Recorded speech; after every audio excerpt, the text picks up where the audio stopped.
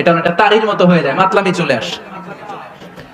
তো ওমরে ফারুকের ছেলে নাবিজ খেয়েছেন, মদ খাননি নাবিজ, কিন্তু নাবিজ খাওয়াতে সাকরান চলে এসেছে।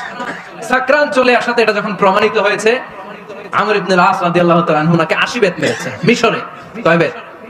নিয়ম হচ্ছে সবার সামনে, কিন্তু সবার সামনে না মেরে একটু গোপনে মেরেছে।